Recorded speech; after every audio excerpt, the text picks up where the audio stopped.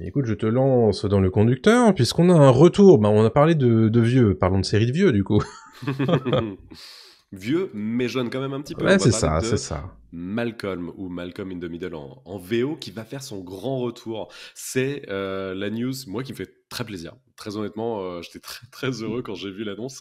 C'est un truc qui est dans les tuyaux depuis un bout de temps. Il y a Bryan Cranston de Breaking Bad, notamment, mais surtout de Malcolm, qui jouait Hal dans Malcolm, qui en parle depuis longtemps. Il disait, ah, j'aimerais Ouais. bien retrouver la famille, j'aimerais bien tout ça. Frankie Muniz aussi, qui dit, on est souvent en contact, on en parle, pourquoi pas d'une réunion, etc. Mais là, ça y est, c'est acté. On a enfin l'annonce officielle que Malcolm reviendra. Alors, Malcolm reviendra, mais pour seulement 4 épisodes. C'est Disney Plus qui a fait l'annonce officielle. On retrouvera la série sur la plateforme de Disney. Alors, quand ça, normalement, ce sera en 2025, si tout va bien.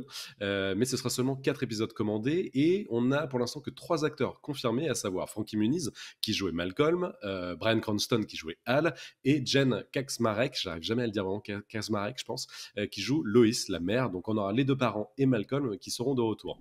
Pour faire l'annonce, en fait, ils se sont filmés chacun en selfie en disant voilà, la série est de retour, en faisant une petite mise en scène qui est pas folle, hein, on va pas se mentir, c'est pas incroyable comme mise en scène, mais bon, l'annonce est là, c'est ça qui fait plaisir. On retrouvera aussi le créateur original, Linwood Boomer, qui sera de retour pour chapeauter la série. Et on en sait un tout petit peu plus sur l'histoire de cette suite. En gros, ça se déroulera des années après la fin de la série originale, qu'on va pas spoiler ici, mais si vous avez déjà vu Malcolm, vous savez ce qui se passe à peu près. Et dans cette suite, on verra Malcolm et sa fille qui se retrouveront autour d'une situation un peu compliquée à l'occasion des 40 ans de mariage de Hal et Lois, puisque les Ah. deux parents veulent absolument que Malcolm vienne avec sa fille, sauf que lui, il n'a pas très envie et ça va foutre un petit peu le bordel. La vraie problématique de tout ça, c'est de savoir si les autres acteurs vont venir. Est-ce qu'on aura Dewey, Reese et Ce Francis? serait chouette. Bah, ce serait incroyable, surtout Dewey et Reese qui sont quand même un petit peu très importants quand même dans le cœur de cette famille comment atomique, voilà. Et Francis un peu sur le côté, même si c'est un perso super super cool. Mm. Malheureusement aussi, ça c'est confirmé, bien sûr, on n'aura pas les voix françaises de Hal et Loïs, puisque les comédiens de doublage qui interprétaient les deux personnages sont décédés, à savoir Marion Gamme et Jean-Louis Faure. Donc en VF, on ne sait toujours pas qui se chargera de doubler les deux parents, à savoir que la VF est quand même incroyable. Malcolm, c'est une série que je regarde toujours en VF quand je me fais un rewatch, parce que le travail est titanesque Bien et sûr. ça fonctionne extrêmement bien. Donc voilà, la petite news qui fait extrêmement plaisir. Et puis, on en saura plus là d'ici quelques semaines, moi, je pense. La nostalgie, voilà. Oui, bah ça, par contre, on carbure tous à ça, hein, bien sûr. Hein, et on se doute bien que toutes les séries vont faire la même chose. Community, c'est bien prévu pour très bientôt. Ouais. Il y aura un film, etc. Donc, toutes les sitcoms comme ça. Et pourquoi pas Friends, hein, même si Matthew Perry n'est plus là, on se doute bien qu'un de ces quatre, il pourrait tenter quelque chose. Quoi. Ma foi, tout ça sur Disney+, c'est Exactement. pour rappel.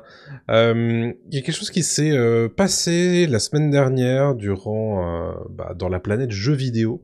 C'est les Game Awards. Les Game Awards qui sont une sorte d'Oscar meet une conférence d'annonces de jeux vidéo et de trailers, etc. Donc c'est plutôt sur cette deuxième partie de la cérémonie que nous on s'y intéresse d'une manière générale, parce que les Game Awards, certes, ça récompense l'industrie, mais c'est toujours un peu téléphoné parce que ça va souvent du côté des gens qui dépensent le plus d'espace de pub dans cette cérémonie. Donc du coup, on va s'intéresser plus, mais justement à ce qui a été présenté durant ce 10e anniversaire des Game Awards, donc les Game Awards 2024, qui ont été l'occasion de présenter un certain nombre de nouveaux projets via des cinématiques qui ne montrent évidemment rien des gameplays de ces jeux. Mais on peut noter notamment le prochain jeu de Naughty Dog, les créateurs de Jak and Dexter, de Crash Bandicoot, de The Last of Us, d'Uncharted, etc. Et ce jeu est un jeu de science-fiction qui s'appelle Intergalactic. Pour l'instant, on ne sait pas grand-chose de ce jeu, si ce n'est que l'on va incarner une chasseuse de primes. Ça a l'air d'être un jeu d'action un peu péchu, très inspiré notamment d'Akira, parce qu'on l'a vu ces derniers jours, il y a des comparaisons quasi un pour un entre certains plans d'Intergalactic et d'Akira. C'est un jeu original également, une nouvelle licence pour la PlayStation 5, chose que Naughty Dog n'avait pas proposé depuis The Last of Us, puisque on avait eu la grande phase Crash Bandicoot, la grande phase Jak and Daxter, la grande phase Uncharted, The Last of Us, et puis, voici Intergalactic. Donc, très intéressant. Le projet, pour l'instant, on nous l'annonce, est en développement depuis 2020. Donc, voilà, on attend évidemment d'en voir plus. Je crois qu'on n'a pas encore de date de sortie, ce qui paraît tout à fait logique, étant donné qu'on a vu qu'une cinématique pour l'instant.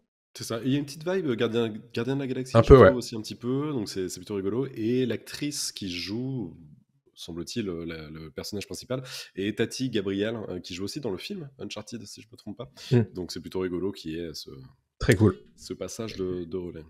Très cool, on nous a également annoncé un spin-off d'Elden Ring multijoueur qui serait coopératif et standalone. Donc vous n'aurez pas besoin d'avoir Elden Ring le premier pour pouvoir jouer à Elden Ring Night Rain. Donc pour les amateurs évidemment des jeux From Software, c'est prévu pour 2025 et ça fera évidemment très plaisir. Ça a l'air très très chouette. Bon, on va pas toutes les faire, mais je vais me borner aux 2 prochaines annonces. The Witcher 4, qui a été confirmé et présenté avec une cinématique absolument magnifique, où l'on voit notamment mise en scène Ciri, la pupille, dira-t-on, de Geralt de Rive, qui du coup devrait être l'héroïne de ce prochain titre. On nous a confirmé récemment que Geralt serait également de la partie.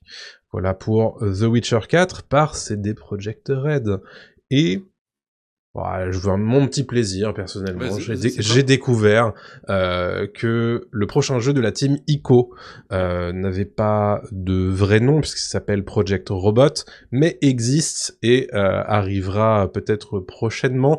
Fumito Ueda, évidemment réalisateur d'ICO, Shadow of the Colossus, The Last Guardian, est de retour aux affaires avec ce projet qui est très Shadow of the Colossus et Ico en même temps. J'aime beaucoup la vibe. On voit notamment une espèce d'énorme robot colossal sur lequel le héros est capable de bouger, de se mouvoir. Ça a l'air très très chouette. Et moi j'aime beaucoup. Je suis très client de ce que la team Ico a fait. J'ai pas fait The Last Guardian. Et voilà, j'allais t'en parler, c'est là où ça commence à bugger un petit peu pour moi. Ico, moi, ça m'a fasciné quand j'étais ado, et bien sûr, tu vois, Shadow of the Colossus, mais The Last Guardian, c'est vrai qu'apparemment, en fait, maintenant, il est super, mais à l'époque, il était un peu bardé de bugs, et c'était un peu compliqué, mais c'est vrai que celui-là a l'air très bien. Je peux en rajouter un dernier que toi, mais je t'en prie. C'est Split Fiction. Ouais, c'est vrai. Incroyable. Et en plus, il y a du gameplay. Split Fiction, qui est le nouveau jeu des créateurs de It Takes Two, c'est exactement le concept dans l'idée d'un jeu coopératif comme It Takes Two. Donc, c'est un écran scindé en 2. On peut y jouer sur un canapé avec 2 manettes et on a besoin d'avoir, ou en ligne aussi, mais seulement avec un jeu, je crois. Donc, ça, c'est trop bien aussi. Si on a un pote en ligne ou une pote, il n'y a aucun problème. On peut y jouer à distance si un des deux a le jeu. Et l'histoire, je trouve ça génial de Split Fiction. C'est 2 autrices de romans qui se retrouvent en fait plongées dans une espèce de monde où leurs écrits deviennent réels. Sauf qu'il y en a une qui est autrice de science-fiction, l'autre qui est autrice de fantasy. Et en fait, elles vont mixer leur monde pour avancer dans des niveaux qui justement mêlent science-fiction et fantasy. Elles vont devoir s'aider, etc. Je trouve ça génial. Le concept est super. Alors là, je l'explique sûrement un peu très mal. Je vous conseille juste de foncer voir la bande-annonce. C'est extrêmement clair et ça donne qu'une envie, c'est d'avoir la manette en main et de foncer là-dedans. Et surtout, on le rappelle, It Takes Two avait gagné les Game Awards et c'était mérité de ouf parce que c'est un jeu incroyable. Voilà. It Takes Two, excellent jeu. Si jamais vous ne l'avez pas encore fait, faites-le parce que c'est génial. Donc, tout simplement pour les gens qui aiment toujours ces expériences coopératives, c'est vraiment ce genre de jeu qui est vraiment trop bien. Et quand je vois Split Fiction, je vois du It Takes Two, mais je vois de l'ambition encore plus grande, et je me dis oh là là, ça va être génial. Donc c'est peu de temps quand même après la sortie, je trouve, de It Takes Two. Ils ont mis les bouchées doubles, c'est vrai. Et ça a l'air de tourner nickel. Ça a l'air superbe.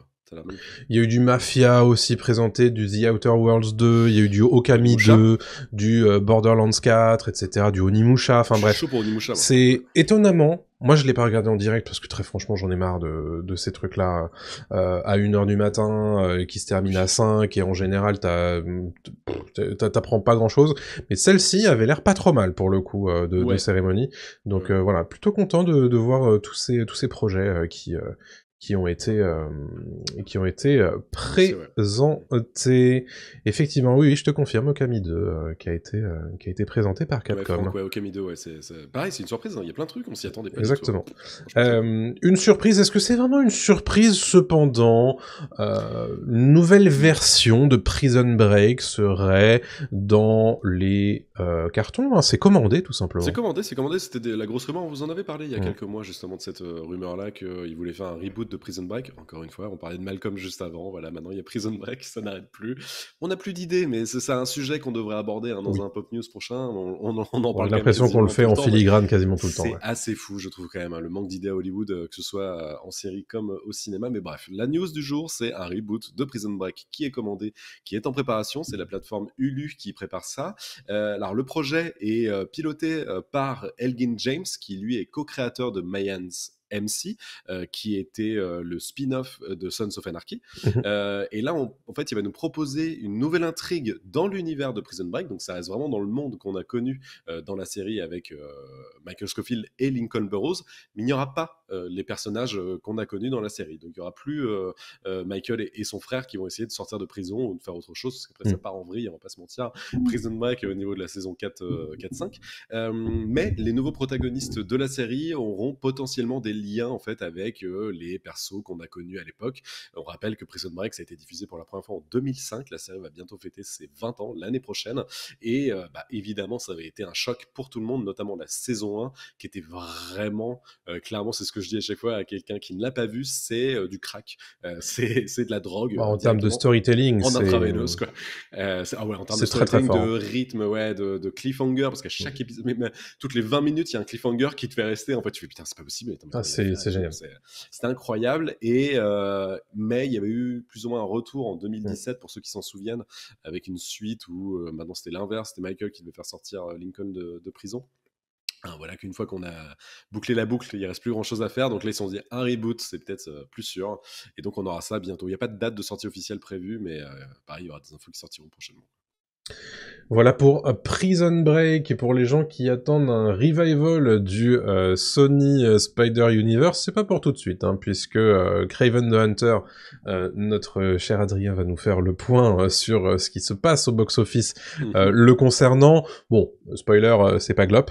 Ce qui permet évidemment de revenir sur les 3 échecs de suite pour le Spider-Verse étendu, et ces fameux films de super-vilains qui ont été Morbius, Madame Web et Kraven le Chasseur, qui a permis de mettre en lumière évidemment certaines infos d'Insider, et c'est Variety cette semaine qui a tout simplement révélé que c'était pas tout à fait impossible que Spider-Man apparaisse dans certains de ses films, puisque en réalité il y avait rien qui empêchait Sony de le faire. Cependant, ils ont décidé de pas le faire. Parce que c'était vécu comme potentiellement déstabilisant pour les spectateurs qui se seraient dit mais attendez, mais que fait Spider-Man là, enfin bref, donc alors qu'ils avaient un coup marketing à jouer incroyable. Moi, je pense que plutôt là, c'est du bullshit parce qu'ils vont arrêter. C'est plus ou moins fait là, c'est plus ou moins acté qu'ils arrêtent ce Cinematic Universe nul à chier. Mais en déplaise à ceux qui aiment Venom. Par contre, je pense plutôt que c'est Kevin Feige du côté de Marvel Studios qui a dû dire je te laisse un gros chécos, Amy Pascal de Sony, et tu vas pas déconner avec mon Spider-Man. Donc c'est plutôt ça. On va rappeler évidemment que les personnages Spider-Man et toute la galaxie qui gravite autour de lui sont toujours détenus par Sony Pictures, que en 2016 il y a eu un deal qui a permis au Marvel Cinematic Universe de réintégrer Spider-Man à la fameuse team des Avengers, etc. Mais en réalité, c'est toujours Sony qui exploite le personnage. Et donc du coup, avec l'énorme succès de la trilogie Spider-Man de Tom Holland, a décidé de continuer à essayer de faire grandir tout ça, avec notamment Venom qui a cartonné, hein, non déplaise évidemment aux haters de ce film, dont on fait partie tous les deux. Oh oui. Vu que Venom a cartonné, hein, c'est $1 milliard, hein, le premier quand même, ça a donné des envies à Sony de continuer. On s'est dit, écoutez, le super vilain iconique de l'univers Spider-Man, ça cartonne tout seul, il n'y a pas besoin de Spider-Man, bon, on va faire pareil avec Morbius, Madame Web et Kraven. Spoiler, ça ne fonctionne pas, hein, puisque déjà quand on a des super vilains, on va dire, de second rang, et qu'en plus, on n'a pas Spider-Man, qui est donc leur némésis, sur place, et qu'en plus, on n'a pas des films super bien, pour dire les choses poliment, ça commence, on va dire que c'est plutôt une recette pour le désastre, hein, comme diraient nos amis américains, quoi. Ouais, complètement. Donc c'est bien qu'il coupe comment l'arrivée, parce que l'arrivée d'eau, parce que là ça devient n'importe quoi. Non, mais il faut débrancher la prise, hein. Il est grand temps d'arrêter les frais, parce que c'est vraiment pas bon, quoi. Donc, exactement. Donc voilà. Kraven, je vais vous en parler après, mais dites-vous qu'il fait moins bien, juste au spoil, il fait moins bien que Madame Web quand même au démarrage, quoi. Voilà, ça en dit long c'est sur beau. C'est très très le beau. succès public. Ouais, tout ça pour dire que évidemment, tout ça, toutes ces choses ont des explications, mais bon, quand on prend, on va dire, la perspective d'un exécutif et qu'on fait faire à des créatifs des trucs qui sont bof, faut pas avoir fait l'ENA pour se rendre compte qu'on a eu des mauvaises idées, quoi. Oui, clairement. Non, mais c'est fou. Bon, très bien. Est-ce que c'est une bonne idée, cependant, de faire un remake live-action de Réponse? C'est la question que pose Disney. Oui, bien sûr. Après le succès du Roi Lion et des 1000 de Vaiana live-action qu'il y a eu, Vaiana n'est pas encore sorti en live-action, mais non, je parle du Roi Lion en live-action. Et surtout, là, il y a Mufasa qui sort aussi, donc le préquel du Roi Lion en live-action, tu et moi. C'est de pire en pire. Mais qui va marcher, bien évidemment. Donc évidemment que Disney se dit, tiens, Réponse, ça fonctionne bien, surtout qu'en plus, c'est plutôt propre au niveau 3D, donc il y a moyen qu'on reconnaisse quand même facilement les persos et qu'on en fasse un live-action. Donc évidemment, Disney développe une adaptation live-action du film Réponse, donc qui était sorti en 2010. Il sera réalisé, ça c'est plutôt cool, par Michael Gracie, qui s'est occupé du Greatest Showman avec Hugh Jackman. Et The Greatest Showman, j'avais bien aimé. Je suis pas un grand fan de comédie musicale, mais je trouve que The Greatest Showman était vraiment très ok, les musiques étaient vraiment... J'aime bien les numéros chantés et dansés de Greatest Showman, j'aime moins le film. J'aime bien certaines chansons, donc moi, honnêtement, je suis chaud, hein. Ouais, pareil, mais j'étais surpris, moi, à l'époque, d'écouter les chansons après. Ça en dit long aussi, ça soit... voilà, la qualité, c'est subjectif, encore une fois. Ça veut dire que ça fonctionnait quand même plutôt pas mal. Donc le film, en fait, va reprendre évidemment l'histoire de la princesse à la chevelure magique, la chevelure extrêmement longue, qui est inspirée du conte des frères Grimm. On n'a pas de casting encore. Alors, à savoir, est-ce que le casting vocal VO reviendra, à savoir Mandy Moore et Zachary Levi. Zachary Levi qui est maintenant très politisé. Je pense que Disney ne serait pas forcément super fan de le prendre disons que très politisé et du mauvais côté. Enfin, cela dit, c'est celui qui a gagné, remarque. Donc je sais plus quoi dire. Cet homme prend parti. Moi, je ne dis rien. Moi, le monde tourne comme il veut. Moi, je ne dis rien. Je ne prends pas parti. On embrasse évidemment l'oncle gênant, à qui vous avez conseillé ce podcast. Oui, c'est vrai. Zachary Levi, pour l'anecdote, est un soutien indéfectible de Trump, parce que pourquoi pas, quoi. Mais par contre, sa carrière est vraiment plus bas depuis Shazam 2, là, qui fonctionne plus. On le voit. Il a fait un truc aussi, le crayon, je sais plus quoi aussi, récemment, qui a pas fonctionné non plus. Donc c'est un peu compliqué, Zachary Levi, mais c'est pas sûr que Disney veuille retourner avec lui, même s'il faisait un très bon Flynn Rider en VO, hein. Il n'y avait pas de souci, un oui, très bon doubleur, mais voilà. Donc voilà, et on rappelle qu'il y a des live-action tout le temps, Le Roi Lion, La Petite Sirène, Mulan, etc. Lilo et Stitch l'an prochain. Lilo et Stitch qui arrive l'an prochain, donc ils sont en train de refaire tout leur catalogue. Je vous conseille une vidéo d'Adam Bros qu'on avait reçue il y a quelques mois maintenant, il y a quasi un an, plus d'un an même maintenant, sur la chaîne qui était venu discuter avec nous, notamment de Star Wars, et qui a sorti cette semaine ou la semaine dernière une vidéo sur justement les live-action Disney. Pourquoi Disney fait des live-action? C'est pas que pour se faire du fric non plus, c'est aussi peut-être pour garder des droits, c'est aussi peut-être pour faire des choses comme ça. Non, oui, c'est bien sûr, mais c'est juste pour pas spoiler sa vidéo, parce que sa vidéo vaut vraiment le coup. Ouais, mais allez regarder, hein, vraiment, c'est... Il s'appelle Adam Bros, A-D-A-M, plus loin B-R-O-S, et il fait franchement des contenus très très cool. Et là-dessus, j'ai trouvé ça ultra pertinent d'en parler maintenant, surtout avec la sortie de Mufasa. Ah bah, clairement. Donc voilà. Mais pour la news, on n'a pas non plus de date de sortie, mais ça interviendra, je pense, en 2026 plutôt, le temps que ça se fasse. Oui, très probablement. Voilà. Bon, la machine à copie tourne à plein régime, bien entendu, du côté de Disney, mais ça ne surprendra personne. Ça, maintenant, là, on commence à tourner à vide total et ça commence à se... Ouais, ils sont commencés... Enfin, je sais pas, sans être vulgaire, mais ils mangent leur propre vomi, quoi. Ça devient bizarre, hein, quand même. Je sais pas ce qui se passe, en fait. Il y a plus d'idées, il y a plus rien, il y a plus de nouveautés. Que tu fasses des suites, j'entends, mais là, que tu fasses des remakes de trucs, enfin, ça devient chaud, quoi. Mais bon, c'est comme ça. C'est la vie dans laquelle on vit. Allez, parlons d'une adaptation, maintenant. En parlant de choses originales. Vous n'êtes pas sans savoir depuis 2 ans que Henry Cavill a mis un petit peu ses doigts dans la machine un petit peu de production chez Amazon Studios, et on lui a dit, à lui ainsi qu'à certaines autres personnes, d'essayer de développer quelque chose pour Amazon Prime Video autour de la licence Warhammer 40 000. Warhammer 40 000, dont l'acteur est un fan invétéré déclaré officiellement depuis quelques années, et a acquis un petit peu le côté prestigieux de roi des nerds, puisque bon, monsieur est musclé, mais en plus, il est nerd, et ça c'est beau. Donc voilà que Henry Cavill a dévoilé cette semaine, pas plus tard qu'il y a cette semaine, que bah ça y est, ça avance.